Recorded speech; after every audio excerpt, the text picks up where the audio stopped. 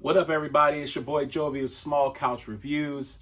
I would like to speak for myself and Sam by saying we are so excited to continue with another year of amazing content with your support.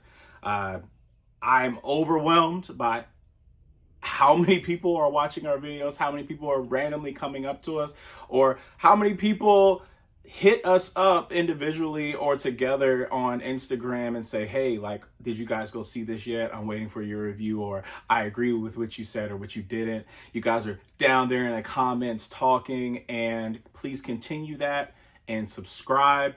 And with that being said, I'm going to let AI Jovi take this review over. As things grow and as our lives grow, we need to use tools. And I have something really awesome that's going to help me get more content out to you all. So with that being said, it's your boy Jovi. I'll see you soon.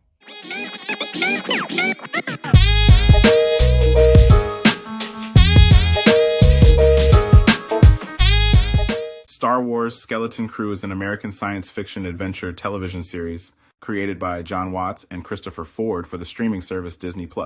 It is part of the Star Wars franchise, taking place in the same time frame as the Mandalorian series and its interconnected spin-offs. Skeleton Crew is definitely a show in a new direction of a time period that we have learned to love within this new Disney Star Wars universe that they're creating. It is a really good time, and as we've been saying in conversation, it is the Goonies of Star Wars. I think that this is going in a direction that I would have not wanted 4 years ago. It is really going in a direction where Disney is trying to continue to bring in new audiences and keep kids engaged. This is going to be a series that your kids are going to want to watch, your kids are going to want to emulate, your kids are going to want to cosplay as, and at the same time, it feels like Star Wars, so us as old school fans love it. Episode 1 starts in outer space. Captain Silvo raids a ship but finds no currency, sparking a mutiny led by his crew member Brutus. On the planet, at a 10, Wim and Neil prepare for aptitude exams, with Wim wishing he were a Jedi despite Neil's skepticism. Meanwhile, Fern and KB skip school to ride a hoverbike. After missing the bus, Wim bikes to school but falls into a ditch, discovering what he believes is a Jedi temple. A droid finds him and takes him to school, where his strict father Wendell scolds him and insists he retake the exam. Wim persuades Neil to explore the temple, with Fern and KB tagging along. They uncover an abandoned spaceship, accidentally activate it, and are launched into space, leaving Wendell helplessly watching. I mean, this is the example of how you do a first episode.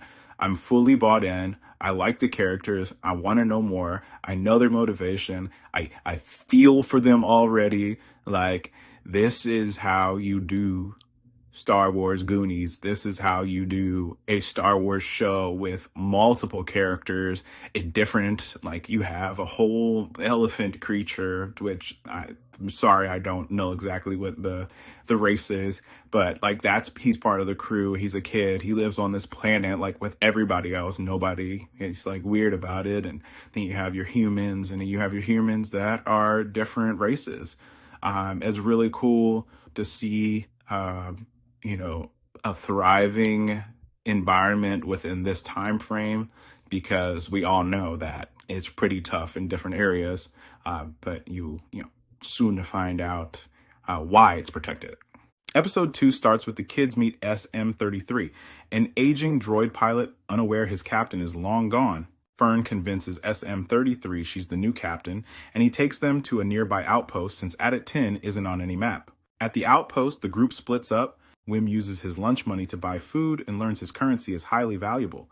Locals laugh when he mentions Adat 10, calling it a lost planet with a hidden treasure. Pirates capture the kids to enslave them, and though SM-33 tries to defend them, he is destroyed. The pirates, led by Brutus, imprison the kids, where they meet Silvo, actually Jod Na-Nawud, a Force-sensitive man with some Jedi knowledge. Wim, thinking Jod is a Jedi, agrees to team up for an escape, with Jude promising to help them return to their ship if he can join them. Episode 2 was such a good time. it was really, really awesome. And that we got to meet this awesome new droid that is part of the love that we have for Star Wars, and every crew needs an awesome droid. We get taken to this place where all the pirates are hanging out. I mean, it just looks like a huge, just a place where kids should not be. It was an adventure having them walk around, seeing the different characters, and it just feels like Star Wars. And then when they ended up getting locked up because Wynn wants to pull out all that damn gold, it really shows that they're in a place that they're not ready for. We get to meet our Jedi, put that in quotations, and see if he is a good guy or not. This was an awesome episode. Was ready for the next one immediately. Episode 3 starts on at 10. Wendell, Farah, Numa, and KB's parents learn from a security droid that the kids are beyond the barrier and out of its jurisdiction. Meanwhile, Jod helps the kids escape the brig, but they insist on rescuing SM-33 first. They outsmart the pirates and flee. While Fern distrusts Jod, Wim, and Neil believe he's a Jedi, and KB reluctantly agrees he's their best chance to get home, Jod takes them to Kim, a map expert he barely trusts. Kim calls Jod Crimson Jack and confirms At-10 is one of many hidden planets protected by barriers. She provides the coordinates but stalls for authorities, forcing the group to escape. Jod admits he's not a Jedi, but agrees they must work together to evade capture. X-Wing Commander Kent questions Kim. So episode 3, I would consider more of a pace slower than a filler episode, because some people may not like that. It's not as action-packed.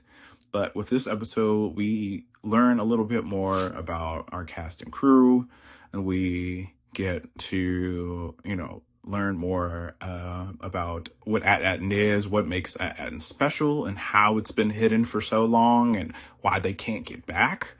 We find out that our Jedi is a pirate named Crimson Jack, which makes me think he may be, part of, the crime family that we know and love from some of these great Star Wars games and little things mentioned in the Star Wars shows. So I'm very excited to see him. We got a cool, woman character. Awesome new character is an owl. And she seems like she's going to be that wise in between the Crimson Jack. Is he good? Is he bad? And she's always going to be there for the kids after I can't, figure out what this space exploration is going to be for the near future or forever. They may never get back. All in all, the first 3 episodes of this series have been a really good time. I'm super excited to see what they do with this and how far it can really go. I hope it's getting enough attention, because I was not giving this any attention. But, it's Star Wars and I gotta watch it. So, with that being said, it's your boy AI Jovi. Deuces.